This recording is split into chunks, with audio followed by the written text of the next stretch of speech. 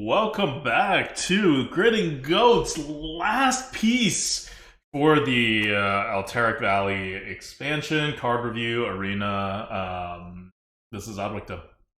This is Merps talking about Warrior. Warrior has gotten some good cards, some terrible cards in The expansions. most terrible cards. Yes. What is this gonna be? Well, we're gonna tell you right now. The best card is a singular B plus card, and if you have been listening to this, that's not good because some classes got like double S, some classes got like double A's. Even the Rogue, which is the worst class cards, up until this point, even the Rogue got 1A. Yeah. The Warriors just got 1B plus, and that's kind of it. The Warrior also has 4 cards that are F, which means that they're basically undraftable. Whereas the most that we've seen Fs in other classes before this were 2. Yep. In Hunter and in Mage, each had 2 Fs. The Warrior's gonna have 4 Fs. The Warriors have 4 Fs and 4 Bs, and then their legendary is a C. So let's get to it. Let's start with the B. B plus. This is the best card the Warriors have in this set. It is, and remember, B plus is good. Like, not to take anything away from B pluses, right? Like, A is like really good. A is like Scorpion levels. B plus is like almost there. Is it Axe Berserker, 4 mana, 3/5, Rush, already decent. Honorable Kill, draw a weapon. Weapons are very important for Warrior. Yeah, they're very important. You may not have a lot of weapons in your deck either, so being able to draw the weapon is actually really good. Yep. And like they don't get any weapons in this expansion. Good weapons are coming back. One really good one is like Livewire and Lance, but like a lot of it has to do with like, oh, how many weapons are available to you? Well, if you're not getting one in this expansion, that's not great. Yeah, and a lot of the ones that you are getting back are like epic, so the Yeah. offering rates are going to be low. Yep, you have Livewire and Lance, you have Super Collider. They're really good, but like, what are your chances of like reliably drafting those? I don't know. I wouldn't exactly count on it. Yep. So the other problem is that, like I keep saying this, it's not as easy as people think to honorably kill with 3 damage. I think most people think of honorable kill, they're centered on 2 damage, and they have a pretty good sense of what it takes to honorably kill 2 damage. Obviously, 1 damage is like all kills that you get off that thing is going to be honorably killed. But at 3, it actually gets kind of challenging. You'll be able to do it, but you may have to hold for a while. So with a card like this, you may just play it, right? 4 mana, 3/5 rush is pretty good. Yep. Especially if you like have another weapon in your hand already or something. Right. If you have another weapon, or if you just don't have another weapon in your deck. Right? Yeah. So yeah, that's why I think you guys see why the score isn't like super high. Yeah. Okay, next one. So then we have 3 cards that are all in B tier. We're going to start with the first one. The first one's a Glory Chaser, 3 mana, 4/3. After you play a taunt minion, draw a card. So normal 3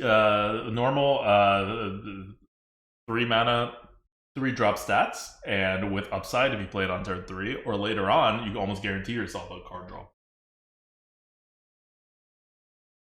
Yep. So super good. Yeah, this is B tier. But like I said, like these are pretty good cards. It's not A tier. You're not like drawing endlessly. A tier would be like if it drew 2 cards, right? You can only trigger it once or something. But this is B tier because you have to play 2 taunts in order to draw those 2. And really, a lot of times you're just playing as a 3 drop. Like this is not a card that you would save. Like you would not play nothing on 3 just to draw more cards later on. That's not a good plan. Next up is Scrapsmith. You have another 3 drop. Scrapsmith is a 3 mana 2/4 taunt. Not good. So why is it rated so high? Why does it get a B? Because it has a battle cry. Add 2 2/4 grunts with taunt into your hand. So you get 2 card draws. They're bad cards, but they're cards. They are cards. Yeah, like we've seen that effect where like a lot of really annoying taunts, even if they're a little bit overcosted, it works. Like it totally works. Having that ability to play them whenever you want, having that flexibility, it all counts for something. Yep. I think people will be surprised at how good this card is. because it doesn't like jump out at you as a great card, but the sheer annoyingness of this, it's going to get to you, and it's going to help warriors set up some stuff. Yep, agreed. And finally, we have Snowden of Frostspell. What? It's an epic Frostspell, though, so I don't think Warriors are going to all of a sudden be one of the Frost classes. It's not going to be offered that much, but it's pretty good. It's B. 3 mana, destroy a damaged minion, freeze all other minions. So the double-sided freeze. But it has that execute effect. Yeah, this one is interesting. I don't exactly know how good the freeze is in addition to the execute, but it's at least an execute, and I'm like, I think on average you can use the additional freeze effect beneficially. Mm-hmm. Because you could play it and then play minions, right? So it's not Yeah. going to freeze all of your minions. Yep. So those are the good cards that Warriors have. Now their legendaries is C tier, so it's like a little better than a Yeti. It's Captain Galvangar. It's a 6 mana 6/6 battle cry. If you have gained 15 or more armor this game, gain +3/+3 at charge.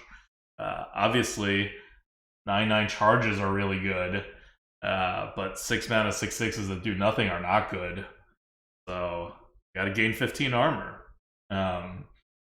You're probably not going to do that without some armor gaining cards, and you're probably going to get like a couple of armor gaining cards in your deck just like by happenstance, but you have to like play them, and so this is not going to come out anywhere near turn 6. So it's a pretty late game kind of like card, because that +3/+3 at charge is so impactful that you'll want to wait for it if you're not playing it like on curve because you have nothing else to play. So overall, it's just kind of like lackluster either way you do it. Yep. You really want to wait. Yeah, and then you're You like waiting a super really long duper want to time. wait. You're waiting a hell of a long time. Yeah. All right, so that's the legendary, and now we're talking about 4 useless cards. Like we said, we were trying real hard to set your expectations right for Warrior. This is not a great thing that's happening here. You got a couple workable pieces in the beginning, but the rest of this set is on the bright side, it's 1 epic, 2 rare, and 1 epic and 3 rare. So at least the common cards were all like good and playable. So let's start with the one that is a F plus, right? We made an F plus card. This is the tier of almost completely used, and it is To the Front. The 2 mana rare card. Your minions cost 2 less this turn, but not less than 1 mana. So a 2 mana card gets discounted to a 2 mana minion gets discounted to 1 mana, 3 mana or above get discounted by 2. It's situational. You got to think of it the same way you think of like that paladin objective, where you have to like play it where you have some minions that you can play, which is not something you always have. But if you do have it, the effect, it's not nothing. You're probably going to be able to get like 4 or 6 mana out of this one card, like additional mana, after you make up for the 2 that you lose by playing. And that's 4 to 6 more tempo, and that's pretty decent considering normally you just get a coin, right? So you can't ramp with this, but it kind of does make up for it. The problem is that you need some kind of setup. Like, you do need those minions in your hands.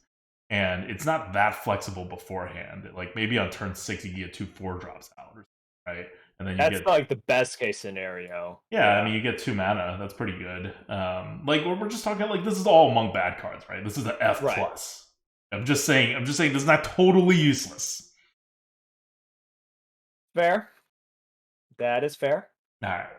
The next cards are all totally useless. So, totally useless card number 1. Frozen Buckler. It's an epic spell. It's a frost spell. 2 mana. Gain 10 armor. At the start of your next turn, lose 5 armor. Oh boy. All right, next. Next, Iceblood Garrison. 2 mana, objective. At the end of your turn, deal 1 damage to all minions. Last 3 turns. So the only one damage to all minions at the end of your turn is not great because it means you can't really play minions this turn unless they're synergistic to being damage dealt at, which in the arena you're not going to have that many of them. And then after your first turn, it's like a total toss up of what this helps. Like who does deal 1 damage to everybody actually helps. And in the meantime, you've spent the card, you've spent the Yeah. mana. Um, the problem here is sort of like, what are you not gonna play minions? Like, are you gonna do that like um ex explosive trap thing where you don't play and you're like, aha, but Oh, I now I don't want get to them deal getting 1 value. damage to all your stuff. Right. Meanwhile, they just build a board and they actually just smack you in the face. So yeah, I don't see this as like working out for you in any way. No, like That Whirlwind is better. yeah. Like Whirlwind at 2 mana would probably still be better than this card. This card's bad. Okay, and finally the last card is Shield Shatter. It is a 10 mana card. It is rare. It is another frost spell. Deal 5 damage to all minions. Cost 1 less for each armor you have. So again, there's not that many armor synergies happening in this rotation. You may be able to get some, but probably not. And then it's just a 10 mana card that like gives you 2 armor because you get to use the hero power on the same turn, and it also deals 5 damage to all minions. Like that's not even enough to be a board clear these days. Like not a big one at least. That's like a mid-sized board clear, double sided. It's bad. Like there is a school of thought that any kind of mid-size or large board clear is good no matter what you have to pay for it. And that may have been true in like classic, but we're way past that. At 10 mana, you can't. This doesn't do anything for you. Yep. Okay. What That's Warrior. That's Warrior. All right, look. Warrior is getting back some very good cards, like some of them, like Troublemaker and Super Collider are two of the best cards that, classes have kind of ever gotten as well. So it's quite good. Like they should be happy with that, but they certainly got no help, like absolutely zero help in this expansion. And it's like, well, they got some, 1B plus and some Bs. Yeah, that doesn't cut it. That doesn't cut it in the arms race Mm-hmm. of this expansion because the other classes just got so much better stuff. Um, so we'll see where Warrior is at. Like, if you're lucky enough to get Super Collider, if you're lucky enough to get Troublemaker, Athletic Studies is in, and the studies are always good, and having more rush things, that's quite nice. But I don't think that's going to save Warriors. So they are at the mercy of blizzards, adjustments. If they look upon them favorably, well, that's great, good for them. But just naturally, I don't see them doing as well as other classes. Yeah, which is fine. Warriors have had their times to shine. This They does have. not have to be one of them. So yeah, that's Warrior. I love Warrior, but this set is super. I'm not excited by any of these cards to play. Even the powerful cards, they're not like interesting, right? Like the only one that like maybe Scrapsmith is interesting in some like controlling kind of way, but what are you building up to? Like neutral cards. Um. So yeah, that's it from us. We've done all the classes. We've done all the neutrals. Some record breaking cards in here on the class card side with S pluses, and you have a S tier card, an Abominable New Lieutenant at Epic, and we'll see what Blizzard chooses to do about that monster once the set is released. Overall, I think the set is not as like annoying. I'll put it a different way. It's not as overpowered as I thought it was going to be. The top cards are super overpowered, and there are some of them, but it's like normal power creep rather than this big spike of like 12 cards that I was afraid we were gonna. Like at the end of the day, you saw there are a total of 4 S tier cards and 2 S plus tier cards. The S tier cards. One of them's a legendary. Two of them are epics. It's possibly okay. There's also not a lot of A tier cards on for neutrals, which is good because sometimes there's multiple A tier cards. Not a lot of B pluses in neutrals, so the neutrals is actually very well in control. And the class cards, there's a normal amount of A tier cards. So this whole set power level is actually quite in line with expectations outside of the spikes.